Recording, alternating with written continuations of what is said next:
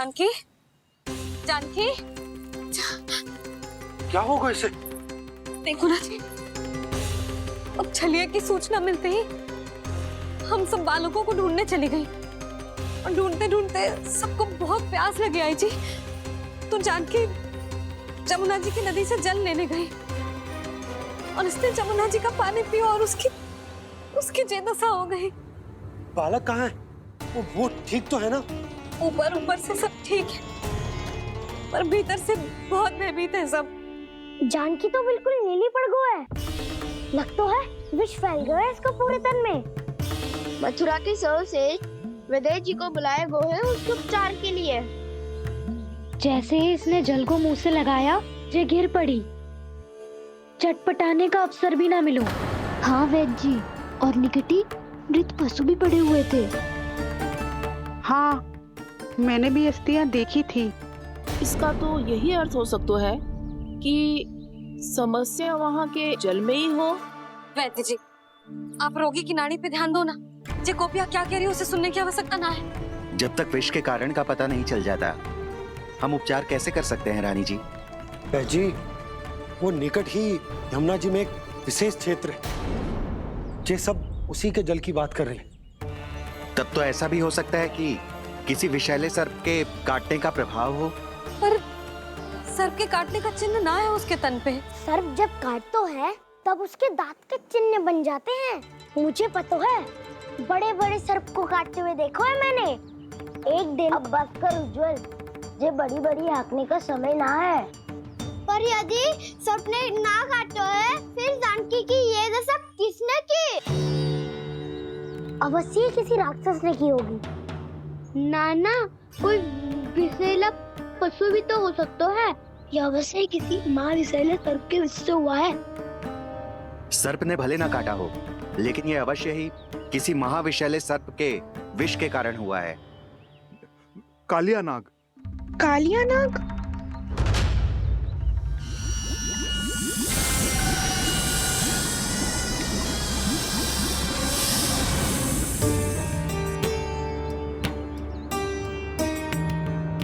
संकेतों से तो ऐसा लगता है कि जानकी ने कालिया नाग के क्षेत्र के विशाल जल पी लियो है। कालिया नाग एक लोक श्रुति है, कल्पना में गढ़ी हुई एक कथा, और कछु ना है। हमें जाके पता लगाना पड़ेगा। पर हमें वहाँ जाने से मना किया है ना बड़ों ने। उज्जवल सही कह रहे हो है, इस समय जानकी के स्वार्थ से अधिक महत्वपूर्ण और कछु ना है। जानकी हमारे लिए ही जलाने गई थी जी, ना मैं उसे जाने देती ना जैसा वो। तो वैद्य जी आप शीघ्र कछु करो, कैसे भी कछु भी करो, पर इसके प्राण बचा लो। यशोदा, धैर्य रखो, श्री नारायण पर विश्वास रखो, वो सब ठीक करते हैं।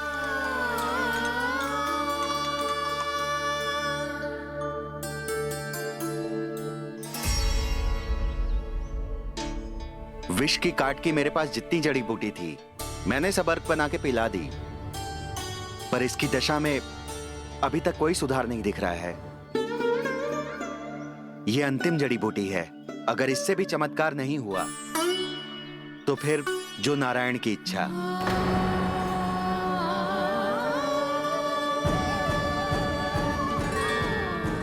पर कोई तो उपाय होगा जानकी को बचाने का। कान्हा, यदि तुझे किसी औषधि के बारे में पता है, हमें बता दे, हम जाके ले आएंगे।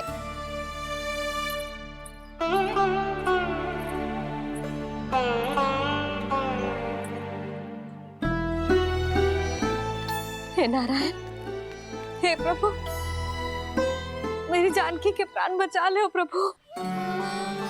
या तो मैं अपने आप को कभी क्षमा न कर पाऊंगी। ये सारी मेरे ही कारण बनाई थी। उसकी रक्षा करो प्रभु, मेरी पुकार सुनो।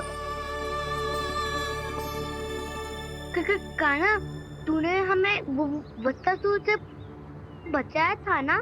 और बकासुर से भी तो। और छलिया से भी तो तूने ही बचाया था ना हमें?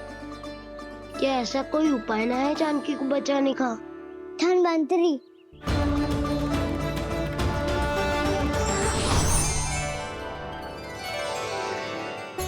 मैं आ गया हूं प्रभु, चिंता मत कीजिए,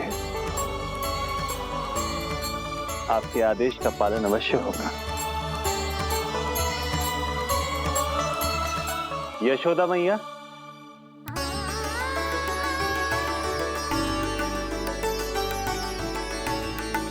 मैया आपको कोई पुकार रहा है।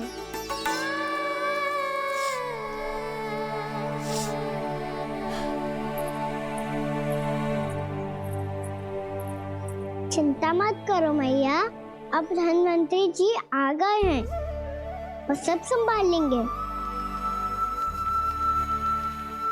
धन्वंतरी जी कौन है? जिन्होंने संसार का आयुर्वेद दिया, आरोग्य के देवता, वे श्री नारायण के अवतार।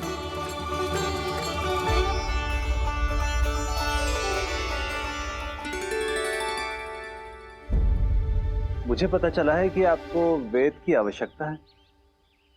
हाँ हाँ, भीतर आइए। आइए आइए बैठे जी, जी रहे। मथुरा का सर्वश्रेष्ठ वैद्य अर्थात मैं यहाँ आ चुका हूँ और रोगी को जितनी औषधि की आवश्यकता थी सब दे चुका हूँ। निश्चित रूप से आपने विष की काट के लिए बहुत ही उत्तम अर्क तैयार किया है। इसीलिए किसी और वैद्य की आवश्यकता नहीं है। किंतु आप अकेले कितना कुछ करेंगे वैद्यराज, मुझे अपना सहायक ही बना लीजिए।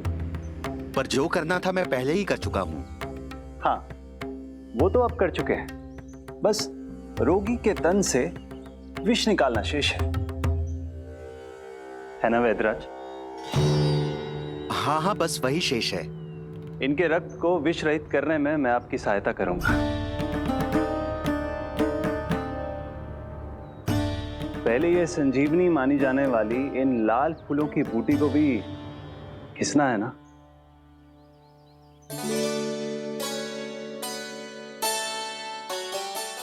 हाँ हाँ, तुम सही कह रहे हो, इसे अच्छे से घिसो।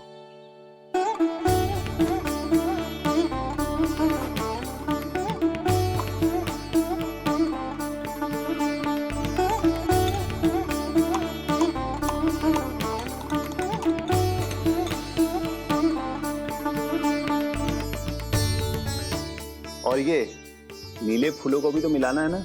हाँ हाँ, अच्छे सहायक बन सकते हो तुम, ऐसे ही श्रम करते रहो।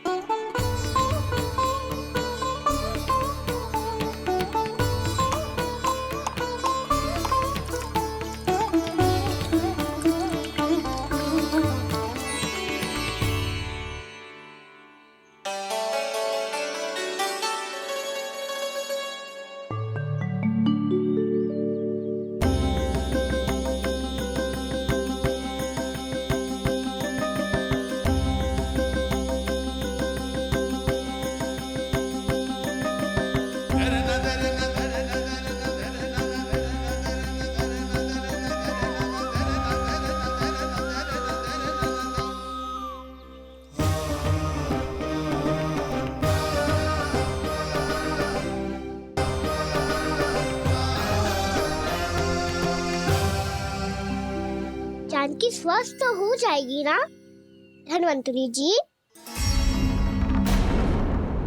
धन्वंतरी? प्रभु, अब मैं क्या करूं? आपने तो स्वयं ही मेरी पहचान उजागर कर दी। जी क्या करो कान्हा? आप सब ऐसे क्यों देख रहे हो? मैया कहती है ना, सभी वैद्य धन्वंतरी जी का ही रूप होते हैं। वाह कृष्णा, चतुर तो हो तुम। वैसे वास्तविक धन्वंतरी मैं हूँ, मेरा अर्थ है वास्तविक वैद्य मैं हूँ। ये तो मेरा सहायक है, मुझे पूरा विश्वास है बिल्कुल ठीक हो जाएगी। वैसे ही थोड़े ना मुझे मथुरा का सर्वश्रेष्ठ वैद्य कहते हैं लोग।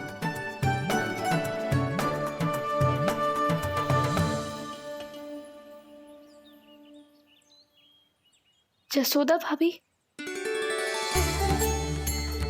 जसोदा जी, जानकी को चेतना आ गई। जानकी, जानकी, जानकी, तू ठीक है ना? क्षमा करना भाभी, मैं आपके लिए जल ना ला पाई। बस बहुत भूख लगी है। मैं अभी कच्छ लाती हूँ। जानकी, माखन खाओगी?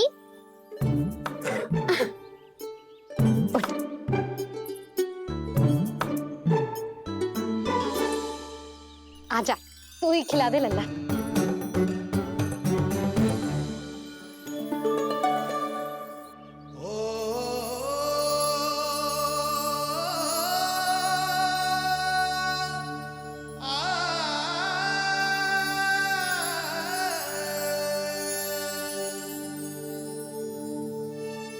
तुम सब मेरे लल्ला को माखन चोर कहती हो ना?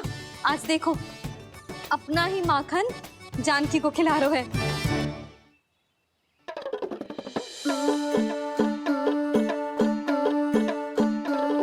हम कर लो।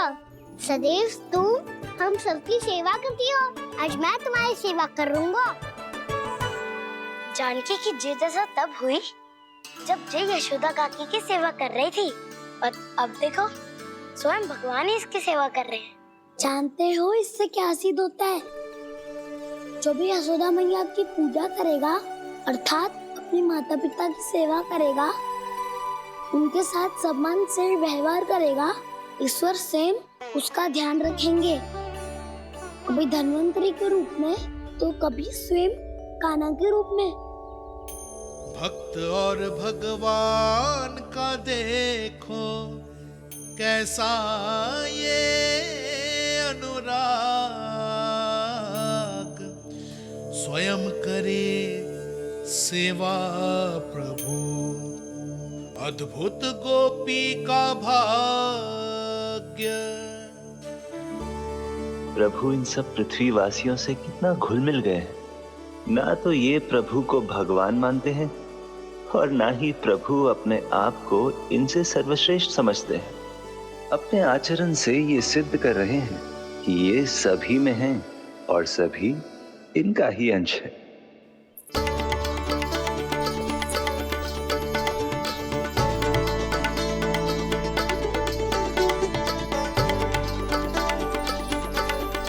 प्रभु, अब मुझे जाने की आज्ञा दीजिए।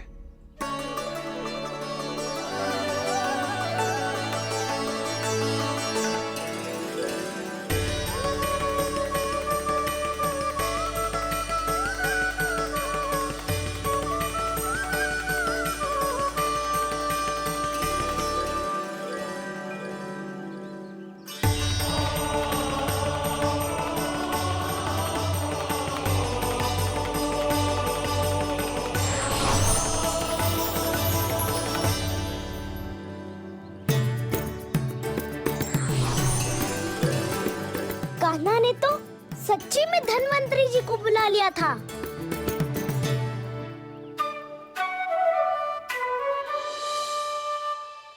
जब से कान्हा का जन्म हुआ है ना, मैं तब से देख रही हूँ, तब से हम पे कोई भी संकट आती है ना, तो अचानक से कोई अपरिचित हमारी सहायता करने आ जाता है, और जाते समय कान्हा की आज्ञा लेके जाते है, और कभी कभी तो इसे प्रभु बोल के जाते है। बाबा संभालो।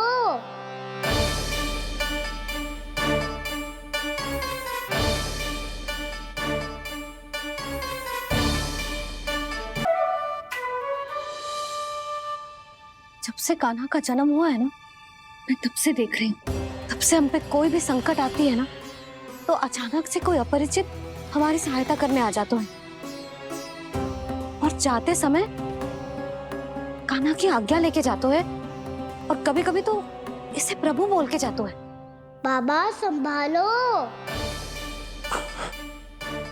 यशोदा, इस जानकी को चढ़ो है और विचित्र विचार तुम्हारे मन में है। अरे सब जानते हैं कि हमारा परिवार राजसी, तुम्हें पता ना चल तो हो पर हमारे कान्हा को सब राजकुमार ही समझते हैं देखकर, इसीलिए उसे सम्मान देने के लिए सब ऐसा ही करते हैं, और कोई बात ना है।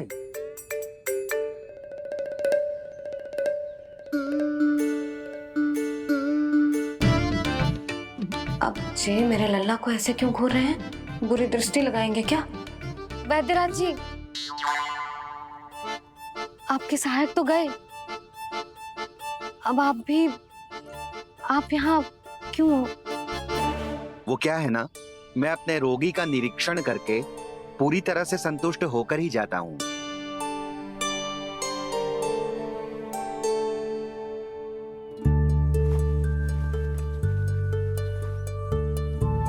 हाँ, संकेत तो अच्छे हैं, कल सुबह तक बिल्कुल ठीक हो जाएगी।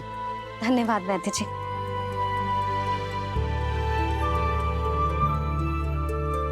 बस तो फिर हम कल पकड़न पकड़ाई खेलेंगे जानकी।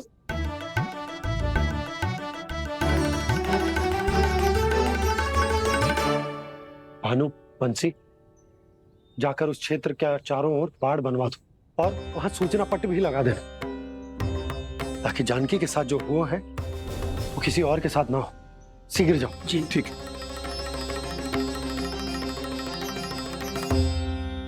बाड़ और सूचना पट लगवाने से समस्या का समाधान नहीं होगा बाबा। निर्दोष पशु सूचना पट देखकर भी कुछ समझ नहीं पाएंगे।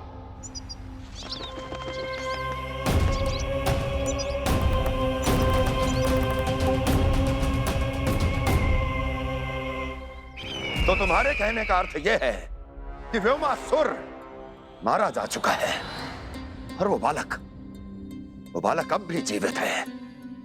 हाँ महाराज, मैंने गोप बालकों को कहते सुना था कि कृष्ण ने छलिया को मोक्ष दे दिया है, पर वृंदावन सुरक्षित नहीं है महाराज। वो एक बहुत बड़ी समस्या से जूझ रहे हैं। कैसी समस्या? गांव के निकट क्षेत्र में किसी विषैले सर्प का निवास है। उसके विष का प्रभाव इतना भयानक है महाराज, जैसे विष ना हो, स्वयं हलाहल हो। मेरी कोई भी औषधि रोगी का उपचार नहीं कर पा रही थी। निकट के क्षेत्र में कहाँ है वो सर्प? गोप मानते हैं कि वो सर्प गांव के निकट यमुना नदी के जल में रहता है। मुझे तो लगता है महाराज, ये कालिया नाग की कथा कोई किंवदंती या लोक श्रुति नहीं, एक सच्चाई है, एक विषैली सच्चाई।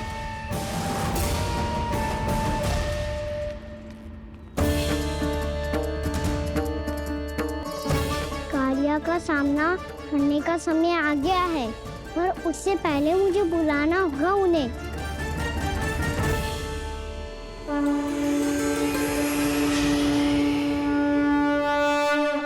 संसार के दारुण भय का नाश करने वाले, सभी कष्टों का हरण करने वाले, विश्व का समस्त ऐश्वर्य प्रदान करने वाले, कमल जैसे लोचन, मुख और चरणों वाले आजानुभुज श्री राम को मैं बार बार नमस्कार करता हूँ।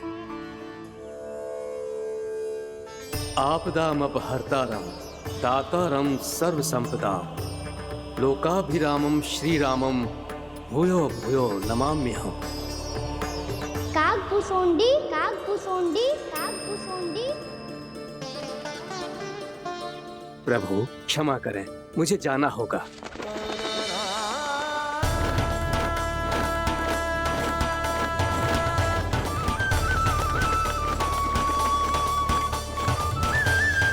प्रणाम प्रभु। अनेक बार मैं आपके दर्शनों के लिए आया प्रभु। कभी नंद भवन के झरोखों से आपके दर्शन करके चला जाता था, तो कभी दूर किसी वृक्ष की आड़ से आपको निहार लिया करता था। आज आपने स्वयं मुझे बुलाकर धन्य कर दिया प्रभु।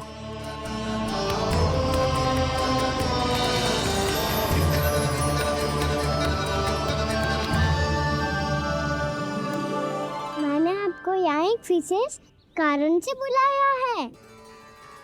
आपके श्राद्ध से इस कालिया नाग को मुक्त करने का समय आ गया है। ये तो बहुत ही उत्तम समाचार है प्रभु। इतने वर्ष बीत गए, मुझे आज भी स्मरण है वो दिन जब मैंने उन्हें श्राप दिया था। अपने क्रोध पर नियंत्रण खोकर बहुत बड़ी भूल कर दी थी मैंने प्रभु। बीती हुई घटनाओं पर दुखी होके कोई लाभ नहीं है। हमें भविष्य की ओर देखना होगा।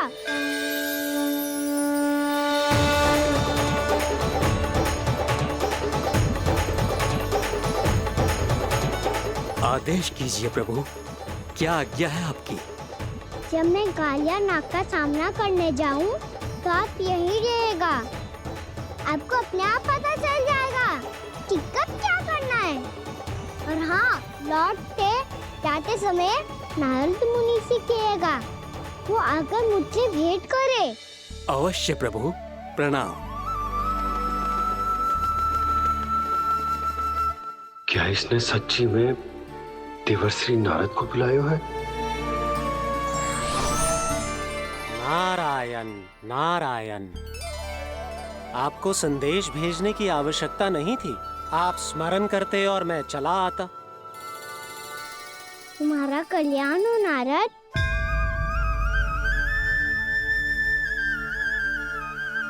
मैंने तुम्हें एक विशेष कार्य के लिए बुलाया है। आज्ञा दीजिए प्रभु। तुम्हें एक बार फिर कंस से भेंट करनी होगी। विचार कीजिए महाराज, क्या आप बिना किसी शंका के कह सकते हैं कि कौन सी पंखुड़ी पहली है और कौन सी 8वीं? उस दुष्ट से भेंट करना स्वयं कीचड़ में उतरने के समान है प्रभु। कमल पुष्प प्राप्त करना हो तो कीचड़ में उतरना पड़ता है नारद। आपका आदेश तो मैं स्वप्न में भी नहीं टाल सकता प्रभु। कंस कालिया नाग के बारे में जान गया है, पर वो उसका सामना करने का साहस नहीं कर पाएगा। मैं आतुर हूँ प्राप्ति, मूर्ख नहीं। मेरी बुद्धि फिर नहीं गई है। मैं स्वयं उस कालिया जैसे महाविषैले सर्प के सामने खड़ा हो जाऊं और अपने ही काल को आमंत्रित कर लूं। तो फिर अपने लाभ के लिए उसका प्रयोग करने का कोई और उपाय सोचिए स्वामी। कुछ ऐसा कीजिए कि यमुना नदी का पूरा जल विषैला हो जाए और वृंदावन वासी उसका उपयोग करे, और आपका काल कहलाने वाला वो बालक स्वयं काल के गाल में चला जाए। उत्तम उत्तम सुझाव है प्राप्ति। अब मुझे उस कालिया तक पहुंचने का मार्ग ढूंढना होगा। उसको विवश करने का कोई उपाय ढूंढना होगा, क्योंकि व्यक्तिगत रूप से उससे भेंट करना असंभव है। असंभव। आप सही कह रहे हैं प्रभु। कंस में उतना सामर्थ्य नहीं कि वो कालिया नाग का सामना स्वयं कर सके। वैसे तो कालिया गरुड़ देव का भी सम्मान नहीं करता, तो फिर वो कंस का सम्मान क्यों करेगा भला? नहीं करेगा, पर कंस तुम्हारा सम्मान अवश्य करेगा नारद। तुम्हारी बातें भी सुनेगा और मानेगा भी। ये मेरी योजना का बहुत ही महत्वपूर्ण भाग है। तुम कंस के पास जाओ और कहो कि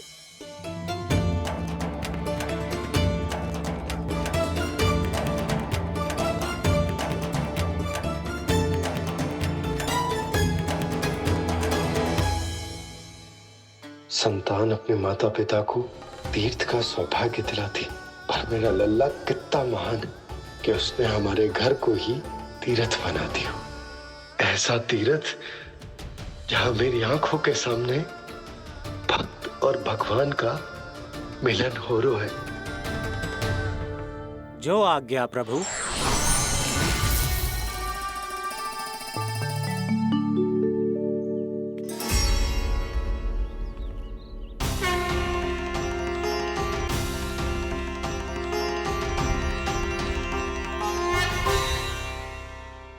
बाबा, कान्हा, ये सब क्या चल रहा है? पहले काग भुसुंडी जी और फिर ये नारद जी, क्या योजना बना रहे हो तुम? कान्हा, बताना लल्ला, क्या सोच रहे तू? कान्हा देख, अगर तुझे अपने बाबा को ना बताना हो ना, तो अपने भक्त को बता दे। क्या सोच रहे हो लल्ला? क्या करने वाले हो आप?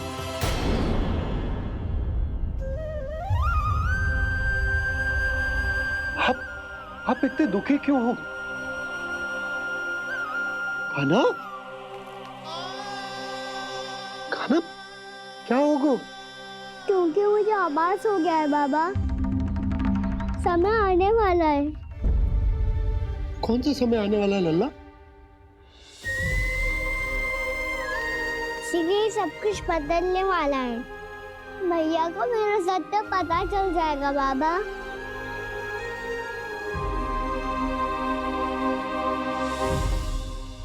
पर लल्ला, इसका काक भुसुंडी और कालिया नाग से क्या संबंध है?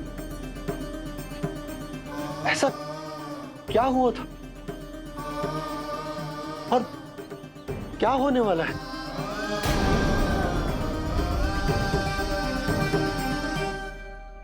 जो होने वाला है बाबा, उसका संबंध उससे है जो सैकड़ों वर्ष पहले हुआ था।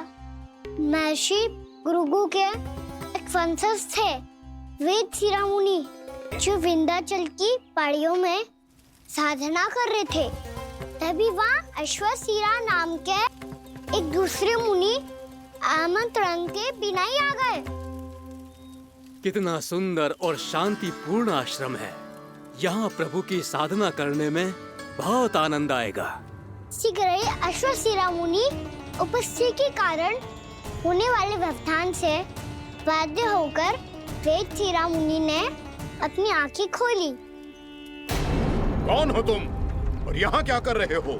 आपके आश्रम में बहुत शांति है मुनिवर। साधना करने के लिए बहुत ही उत्तम स्थान है ये। मैं चाहता हूँ कि मैं भी यहाँ। आप यहाँ साधना करना चाहते हैं, लेकिन इतना भी नहीं जानते कि किसी के आश्रम में प्रवेश करने से पहले उसकी आज्ञा लेनी चाहिए। आप ये भी नहीं जानते कि यदि कोई यज्ञ कर रहा हो तो बिना अनुमति के वहाँ प्रवेश करने से उसकी यज्ञ साधना भंग हो सकती है। आप क्या साधना करेंगे मुनि? आप तो साधना के योग्य ही नहीं हैं। इतना अपमान! एक मुनि के मुख से इतने कड़वे शब्द शोभा नहीं देते।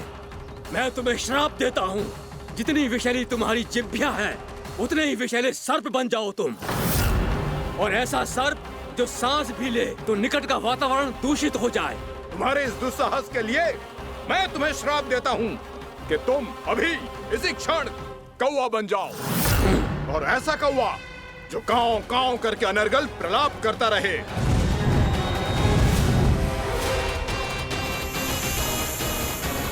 ये मैंने क्या किया? ये मैंने क्या किया? क्रोध के कारण दोनों ने एक दूसरे को श्राप दे दिया। पर दोनों ही मेरे भक्त थे, और भगवान होकर मैं अपने भक्तों को इतनी कठिनाई में कैसे देख सकता था। इसीलिए जिस संकट में उन दोनों ने अपने आप को फंसा लिया था, उसका समाधान करने में मैं उनके पास गया। देखिए ना प्रभु, ये क्या हो गया हमसे? हमारी रक्षा कीजिए प्रभु, मार्ग दिखाइए हमें। क्रोध पर नियंत्रण ना होने के कारण आप दोनों ने एक दूसरे को बहुत ही भीषण संकट में डाल दिया है। अब दोनों ही तपस्वी, तप के बल से दिए गए आपके श्राप को लौटाना भी संभव नहीं है। प्रभु कोई तो उपाय होगा, हम आपके शरण में हैं प्रभु। अपराध तो हमसे हुआ है प्रभु, पर अब आपसे ही आशा है। कुछ ऐसा कीजिए भक्त वत्सल, जिससे हम दोनों के श्राप का प्रभाव कुछ कम हो जाए। आप दोनों ही मेरे भक्त हैं, इसीलिए आपकी पीड़ा का निवारण करने का एक उपाय है मेरे पास। वेदशिरा मुनि, जब आप कालिया नाग बनेंगे तो आपको मेरे चरणों को अपने शीश पर धारण करने का सौभाग्य मिलेगा। और अश्वशिरा मुनि, आप काग योनि होने के बाद भी आप श्रेष्ठतम ज्ञान और सर्वाधिक यौगिक सिद्धियों के स्वामी होंगे और प्रवचन दिया करेंगे। इसके बाद अश्वशिरा मुनि काकभूषुंडी बन गए, जिन्होंने आगे चलकर स्वयं गरुड़ देव को रामायण सुनाई। और मुनि वेदशिरा महर्षि कश्यप और देवी कत्रियों के पुत्र कालियानाग बनकर जल में। और अब वही कालियानाग जमुना जी में, जिनके कारण जानकी के प्राण लगभग चले ही गए थे। अब कालियानाग को उचित स्थान पर भेजने का समय आ गया है बाबा।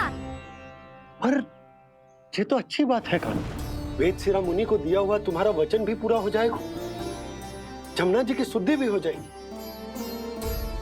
इस सब के बाद भी तुम दुखी क्यों हो? क्योंकि इसके बाद मैया के सामने मेरा रहस्य खुल जाएगा बाबा। उन्हें पता चल जाएगा कि उनका बालक कोई साधारण बालक ना है। भविष्य में जो होने वाला है उसे सबके सामने घटने से रोकना मेरे लिए भी संभव ना होगा। मैया को सब पता चल जाएगा। क्या पता चल जाएगा रे मुझे?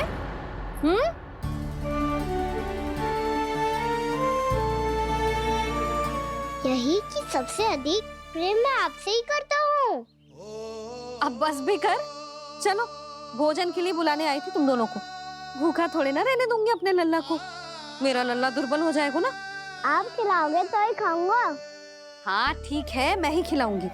अब चल, आओ जी, चल।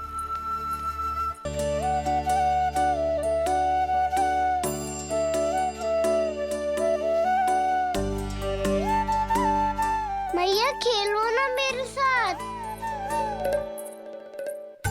मैया सुनो ना, मेरी बात ना मानोगी? अभी बहुत कार्य पड़े लल्ला, देख जानकी को औषधि भी देने जानो है ना। औषधि मैं दे दूंगा, फिर तो खेलोगी ना आप मेरे साथ। पिछले कुछ दिनों से अपनी मैया का अधिक से अधिक प्रेम पाने का प्रयास करो है कान्हा। इसका तो एक ही अर्थ हो सकता है कि कछु बहुत बड़ो होने वालों है। कान्हा रुक जा लल्ला। कान्हा क्यों तंग कर रहा है? मैया को पहन लेना। कान्हा, कान्हा, ये क्या करो तूने?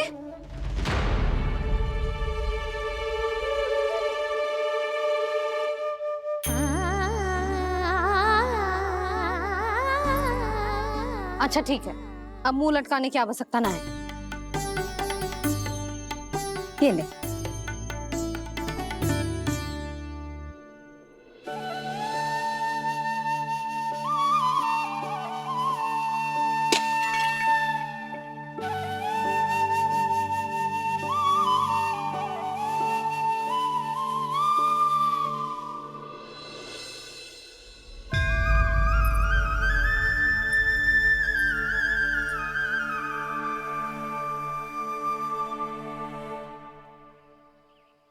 तंग करे मैया को खिजाए, खेले रूठे मनाए, लीला अनोखी करके शरारत, कान्हा दंड भी पाए।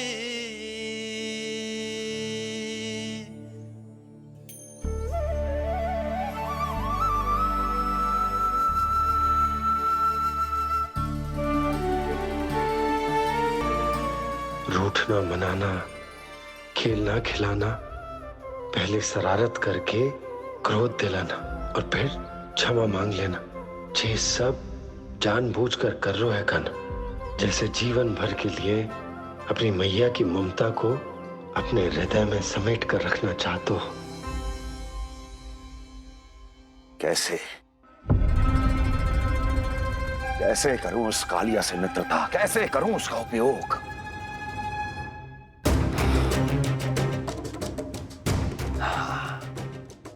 उस पर आक्रमण कर देता हूं और उसे किसी ना किसी तरह से यह विश्वास दिला देता हूं कि यह आक्रमण उस विष्णु अवतार ने किया है।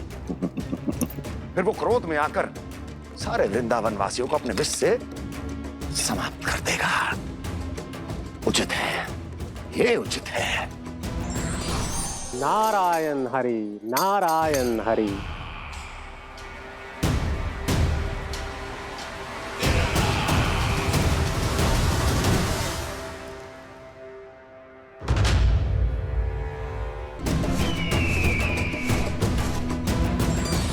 नारायण हरि, नारायण हरि।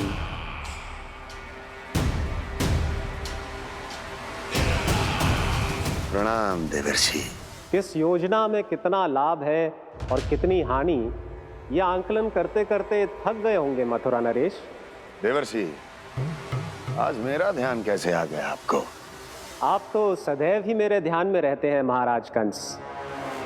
सत्य तो यह है कि मथुरा में जो भी हो रहा है मुझसे छिपा हुआ नहीं है। मैं जानता हूं कि आप किसी भी असुर को वृंदावन क्यों ना भेजें, और वो असुर कितना भी शक्तिशाली क्यों ना हो, कृष्ण का सामना नहीं कर पाता।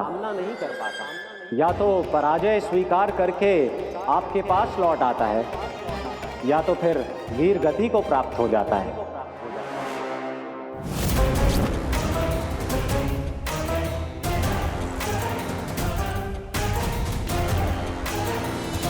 वाह, मुझे मेरी असफलताएं स्मरण कराने आए हैं, मेरे घाव को खुरेदने आए हैं, उन पे नमक छिड़कने आए हैं। मित्र को शत्रु समझने की भूल मत कीजिए महाराज कंस। मैं तो आपकी सहायता करने आया हूं। हाँ, और मेरी सहायता। कृष्ण विष्णु अवतार है, आप विष्णु के भक्त हैं। मैं हूं विष्णु द्रोही, फिर भी तो आपके आराध्य को हानि पहुंचाना चाहता है, उसकी सहायता करना चाहते हैं आप। क्या आप निश्चित रूप से कह सकते हैं कि आप ब्रह्मांड के सभी नियमों को अच्छी तरह समझते हैं? अवश्य। आपके लिए बस इतना ही जानना पर्याप्त होगा कि मैं जो कुछ भी कर रहा हूं उसके लिए मेरे व्यक्तिगत कारण हैं। मैं तो बस आपके हित में पिछली बार की तरह एक सुझाव लेके आया था, पर यदि आप मेरा सुझाव सुनना भी नहीं चाहते तो आपकी इच्छा। नारायण हरि, नारायण हरि। कारण चाहे जो हो, इनके पिछले सुझाव के कारण ही आज मेरे शत्रुओं की संख्या कम है। अन्यथा मैं देवकी के अन्य पुत्रों को भी जीवित छोड़ देता, और आज वो सब अपने भाई के साथ मिलकर उसकी शक्ति को अनेक गुना बढ़ा देते। ठहरिए देवऋषि,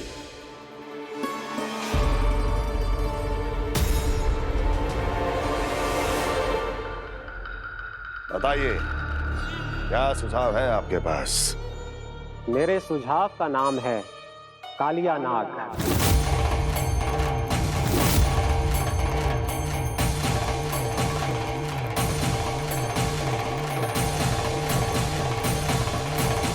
उसके विषय में मैं जानता हूं देवर्षि। तो समस्या यह है कि मैं स्वयं उससे मिलने नहीं जा सकता, उससे भेंट नहीं कर सकता। उस कृष्ण की हत्या के लिए उसको वृंदावन जाने के लिए तैयार नहीं कर सकता। तो मत जाइए उसके सामने, और ना उसे भेजिए कृष्ण के सामने। हर बार आप किसी न किसी असुर को अपने शत्रु के क्षेत्र में भेजते हैं, जहां शत्रु उसका सामना करने के लिए पूरी तरह से तैयार होता है और आपका असुर मारा जाता है। इस बार शत्रु को युद्ध स्थल चुनने का अवसर मत दीजिए महाराज। इस बार योजना का जाल ऐसे बुनिए कि कृष्ण स्वयं उसके पास जाने के लिए विवश हो जाए। कालिया नाग स्वयं काल है, मृत्यु का दूसरा नाम है। उसके विष का उपयोग अपने लाभ के लिए कीजिए महाराज। वैसे कालिया के विष की अधिकता का अनुमान तो होगा ही आपको।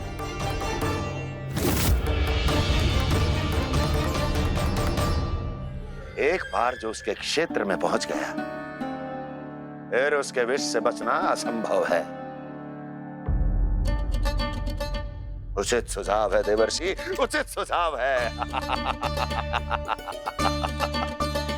देवर्षि, उस छलिया विष्णु की भक्ति करते करते आप भी उसके रंग ढंग सीख गए हैं। उचित है। उचित है।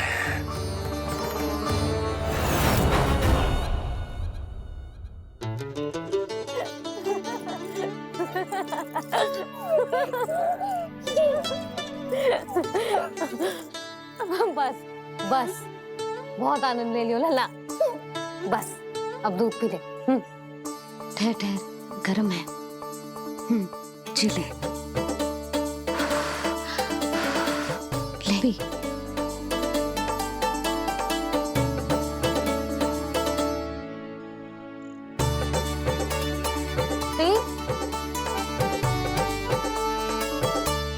मैं ना होती तो ना जाने क्या हो तो तेरा।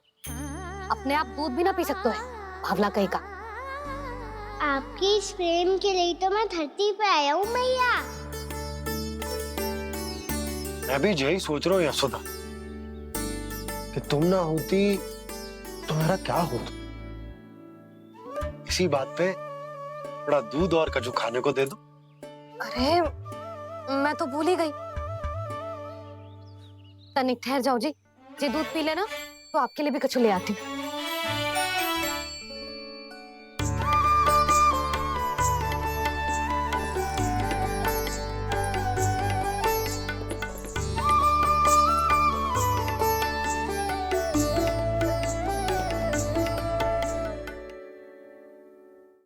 प्रणाम महाराज। आपकी आज्ञा के अनुसार बिल्कुल वैसा ही पत्र तैयार किया है जैसा आप चाहते थे।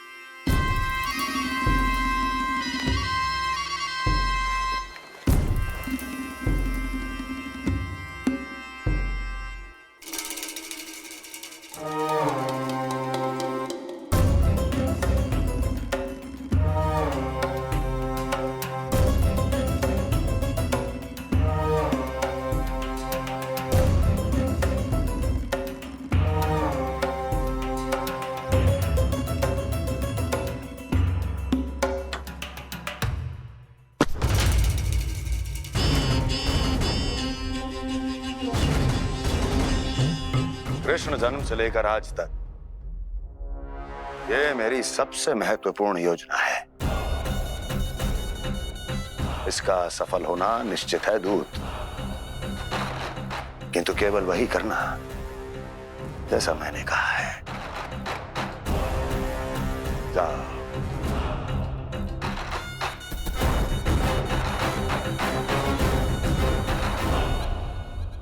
कान्हा,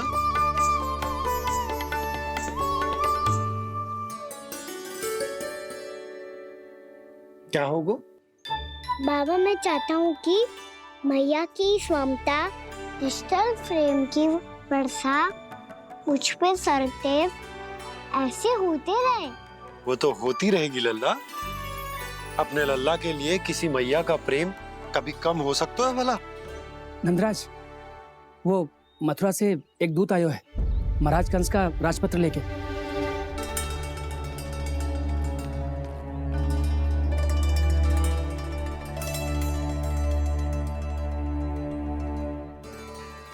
कान्हा अब क्या करने वाला है? तेरे बाबा कहाँ गए? हाँ? कंस मामा का खेल आरंभ हो गया है, पर मैया वो सब सुनेगी तो व्यर्थ चिंतित हो जाएगी। बस थोड़ा बाहर गया मैया, कछु खा लिया से। बाहर इस समय? मैया क्या होगा? मैया देखो ना, पीठ पे कछु हो रहा है। मेरा हाथ ना पकड़ो, आप करो ना। यहाँ? क्षमा करना मैया, पर अभी बाबा को ही संभालने दो ये सब। कहिए, क्या संदेश लाए हैं आप? नहीं नंदराज, नहीं। महाराज कंस का आदेश है कि ये संदेश सभी गांव वालों के साथ ही पढ़ा जाए। ठीक है, मैं गांव वालों के सामने पढ़ दूंगा, पर मुझे तो दीजिए पढ़ने के लिए। महाराज की आज्ञा का पालन करना आपके लिए भी आवश्यक है नंदराज। सभी गांव वासियों की सभा बुलाइए। बंसी, सभी गांव वालों की सभा बुलाओ। राजपत्र में ऐसा क्या संदेश भेजा है कंस ने? अब मेरे पत्र को पढ़कर सब भौचक के रह जाएंगे। और वो कृष्ण, उस कृष्ण के पांव के नीचे से तो भूमि खिसक जाएगी, आकाश फट पड़ेगा, बिजलियां गिर जाएंगी। प्राप्ति, ओ प्राप्ति, कंस का पत्र स्वयं को बहुत अधिक शक्तिशाली समझता है ना वो। अब देखता हूं कैसे वो इस महासंकट का सामना करता है। वो कृष्ण, वो अपनी मृत्यु स्वयं चुनेगा या मृत्यु की वेदी पर चढ़ा देगा प्रिय वृंदावन वासियों को।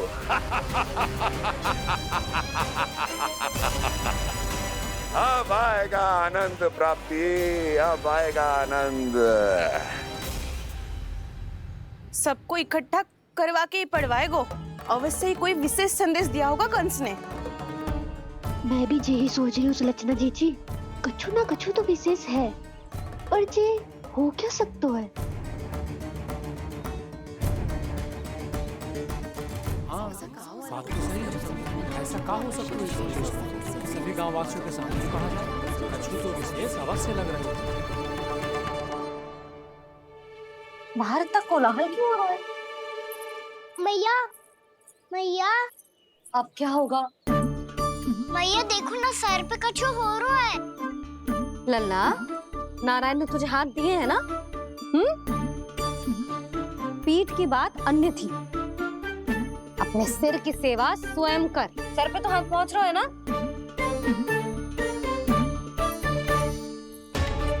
मैया सुनो ना, मैया देखो ना, तीव्र कर कछु हो रहा है। मैया देखो ना, तीव्र कछु हो रहा है।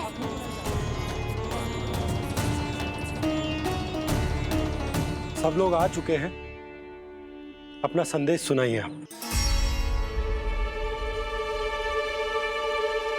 गोपराज नंद और सभी वृंदावन वासियों को सूचित किया जाता है कि मथुरा अधिपति और आप सभी के महाराज कंस ने कल सुबह भव्य पूजा का आयोजन किया है। इसके लिए राज्य को वृंदावन के क्षेत्र के निकट यमुना नदी के मध्य में खिलने वाले 1 कोटि कमल के पुष्पों की आवश्यकता है। इसीलिए आप सभी को यह आदेश दिया जाता है कि ये सभी कमल के पुष्प प्रथम पहर से पहले राजसभा में पहुंचा दिए जाए। इतने सारे वो भी प्रथम पहर से पहले कैसे हो सकते हैं? यदि आप ऐसा करने में असफल रहे तो इसे राज आज्ञा का उल्लंघन माना जाएगा और राजद्रोह के आरोप में आप सभी को कड़े से कड़ा दंड दिया जाएगा। स्मरण रहे, यदि कल की पूजा में इन 1 कोटि कमल के पुष्पों का ना पहुंचने के कारण कोई व्यवधान आया तो समस्त वृंदावन वासियों को दोषी माना जाएगा और पूरे गांव को निवासियों सहित धूल में मिला दिया जाएगा। कल प्रथम पहर तक का ही समय है आप सबके पास।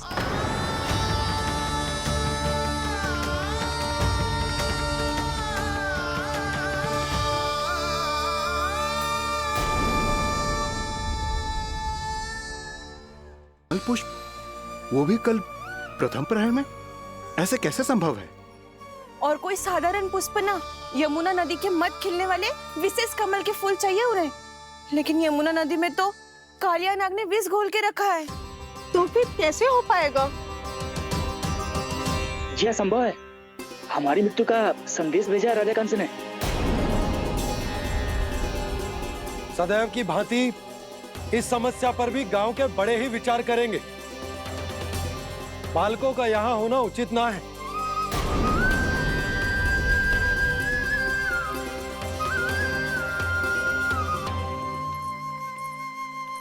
लल्ला, ले जगेंद्र, ले जा अपने सखाओं के साथ खेल।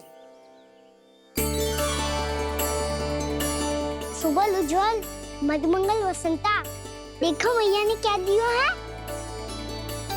चलो खेलें, बहुत आनंद आएगा आज।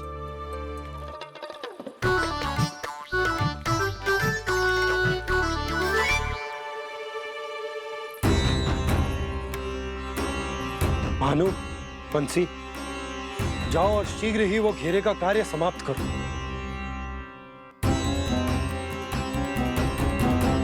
पर कछु ना कछु तो करना पड़ेगा ना।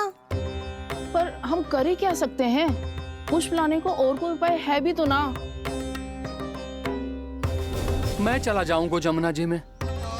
वैसे भी मेरे जीवन के कितने दिन शेष बचे हैं। गांव के लिए, समाज के लिए कुछ करके मरूं, तभी तो शांति मिलेगी। ना काका, यदि आप उस विषैले जल में छलांग लगा भी दोगे, किंतु 1 कोटि कमल पुष्प एकत्रित कर पाना आपके लिए संभव ना है। इससे अच्छा है कि मैं चला जाऊं। यदि मैं मर भी गया तो मेरे पीछे रोने वाला कोई ना है। किसी को कहीं जाने की आवश्यकता ना है। गोप नरेश होने के नाते ये मेरा कर्तव्य है कि मैं आप सबकी रक्षा करूं। नंदराज, आपको जाना है तो जाओ। हरिया, काका, भैया सब चले जाओ। लेकिन आपको पता है वहाँ का जल कितना विषैला है। आप लोग एक क्षण भी जीवित नहीं रह पाओगे। फिर कैसे इकट्ठा करेंगे 1 कोटि कमल पुष्प? आप बात तो सही कह रही हैं शांति। उस दुष्ट कंस ने ऐसी मांग रख के हम सबको फंसा दिया। हम में से कोई भी क्यों ना चला जाए और इस संकट का समाधान ना निकले को। कान्हा, बताना कौन सा खेल खेलें? गेंद पकड़ खेलते हैं। पर एक बात सुन लो सब, कोई भी तीव्र गति से ना फेंकेगा गेंद को। भैया ने फ्रेम बनाई है मेरे लिए। सब तैयार हो?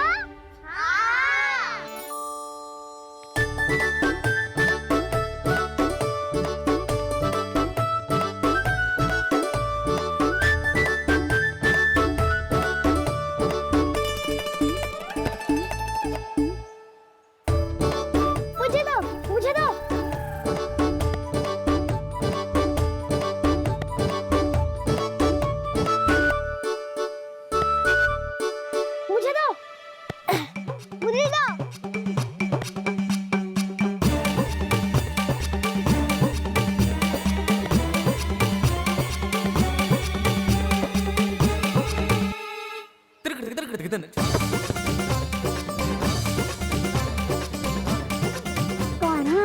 इतनी धीरे से फेंकेगो तो कैसे आनंद आएगो?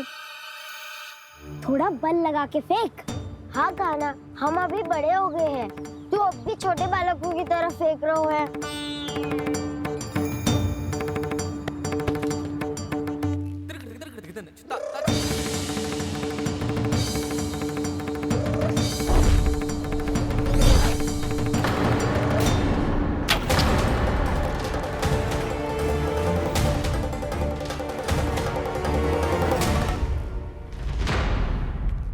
दीदी जी क्या करो कान्हा?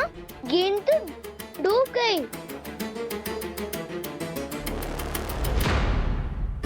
अच्छा, तो ये सब इसकी योजना का भाग था ताकि ये कालिया का सामना कर पाए। तुम सबने तो कही थी तीव्र गति से फेंको। देखो फिकवा दी ना मेरी गेम। मुझसे नदी में। अब मुझे जाके लानी पड़ेगी। रुक जा कान्हा। जी क्या बोल रहे थे कान्हा? इसमें तो बहुत संकट है। कोई भी संकट मेरी मैया का उपहार खोने से बड़ा ना है। बहुत प्रेम से बना के उन्होंने दी थी। हे नारायण, कोई उपाय समझ में ना आ रहा है। मैया, हम कैसे करेंगे हम अपने गांव की रक्षा? कीड़े पड़ेंगे उस दुष्ट को। यदि उसके कारण किसी के प्राण चले गए तो कौन सा फल मिलेगा उसे इस पूजा का? तुम सही कह रही हो यशोदा। और हमारे पास कोई और दूसरा विकल्प भी तो ना है। यदि हमने मथुरा की राज आज्ञा का पालन ना किया तो इसका दुष्परिणाम पूरे गांव को भुगतना पड़ेगा।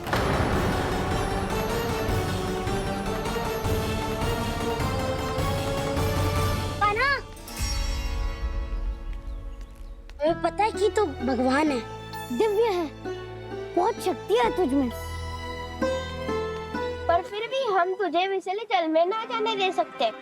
कुछ होगा तो?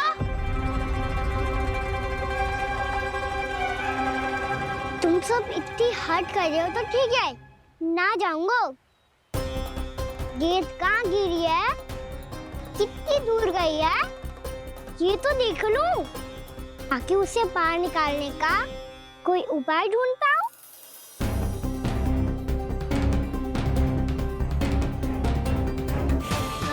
हाँ।